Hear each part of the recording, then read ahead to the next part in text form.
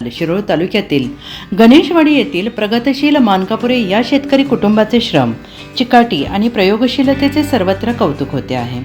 कैलासवासी कुमार मानकापुरे यांनी घालून दिलेल्या कष्टाची आणि एकत्रित कुटुंब पद्धतीतील शेतीची परंपरा अजित, डॉक्टर संजय आणि महावीर मानकापुरे यांनी पुढे चालवली. अनेक वर्ष सातत्यानं शेतीतून आदर्श निर्माण करणाऱ्या या कुटुंबाची परंपरा आज नव्या पिढीने अधिक बळकट केली. या कुटुंबातील किशोर, सौरभ, आकाश, योगेश आणि रोहन ही चालू पिढी पारंपरिक शेतकरी संस्कृती जपत आधुनिक शेतीकडे आत्मविश्वासाने वाटचाल करत आहे. ऊसाच्या पारंपरिक शेतीपुरते मर्यादित न राहता काहीतरी वेगळे करून पाहण्याचा धाडसी निर्णय सौरभ आणि किशोर यांनी घरातील ज्येष्ठांच्या संमतीने घेतला.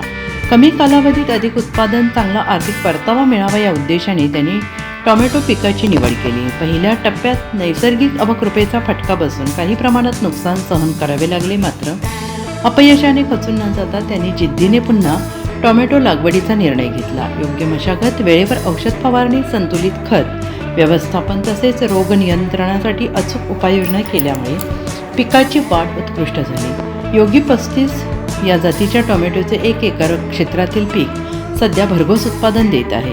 आत्तापर्यंत तब्बल 25 टन उत्पादन मिळालेलं असून पुढील कालावधीत आणखीन 25 टन उत्पादन मिळेल असा त्यांचा ठाम विश्वास आहे. या उत्पादनामुळे आर्थिकदृष्ट्या चांगला फायदा होत असून इतर शेतकऱ्यांसाठी हा प्रयोग मार्गदर्शक ठरतो आहे.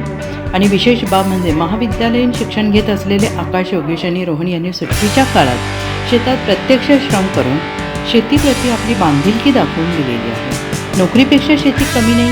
योग्य नियोजन, मेहनत आणि आधुनिक तंत्रज्ञानाची जोड दिली तर शेती नक्कीच फायदेशीर ठरू शकते, हे युवा शेतकऱ्यांनी आपल्या यशातून सिद्ध करून दाखवले आहे. नमस्कार, मी शेतकरी किशोर कुमार मानकापुरे, गणेशवाडी राहणार, तालुका शिरोळ, जिल्हा कोल्हापूर. आम्ही 1 एकर टॅमॅटो लागवड केल्या, योगी 35.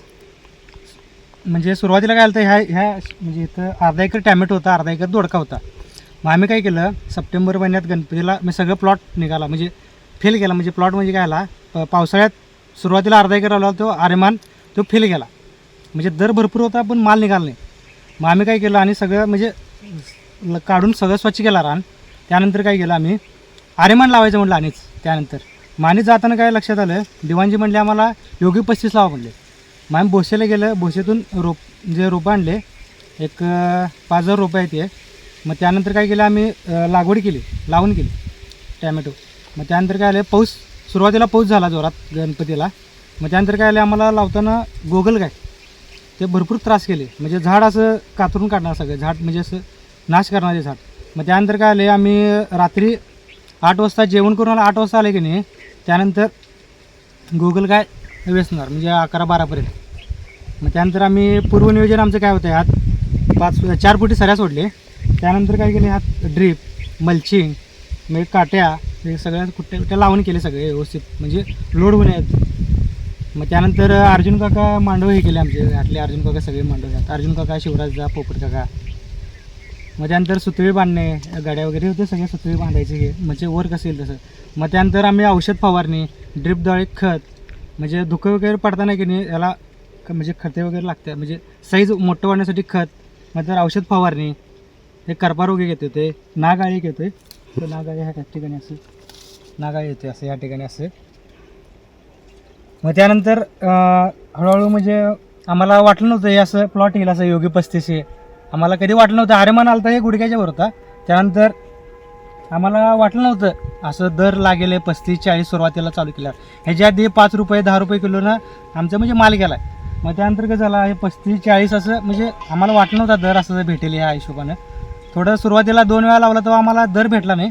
तिसऱ्या वेळी आता हे म्हणजे आता 11-11ला म्हणजे 2025ला चालू झाला आहे प्लॉट काढायला. आत्ता एक बरोबर 1.5 महिने झाला आहे, 25 टन माल निघाला आहे ह्यातून.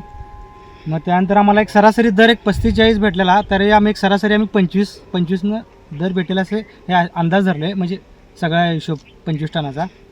तरी एक यातून एक 4 लाख 4.5 लाख 5 लाख भेटला आहे आम्हाला उत्पन्न. त्यानंतर आम्हाला अजून एक माल एक 25 टन निघेल असं एक अपेक्षा आहे यातून. किंवा शेतकरी आम्हाला यातून म्हणजे नोकरी करायचं, नोकरीला केलं की त्यानंतर आम्हाला पगार म्हणावं तसं भेटेल. मग आम्ही काय केलं, इथे या ठिकाणी ऊस होता, म्हणजे ऊसात काय उत्पन्न येत नव्हतं हो, 17-18 महिने ऊस जाणार. मग आम्ही घरी सांगितलं काय तर भाजीपाला करूया लागवडी. मग घरी पहिला सुरुवातीला नको म्हणले, त्यानंतर काय तयार झाले काय तर करूया, म्हणजे ऊसात काहीतरी एक जोडधंदा पाहिजे शेतकऱ्याला.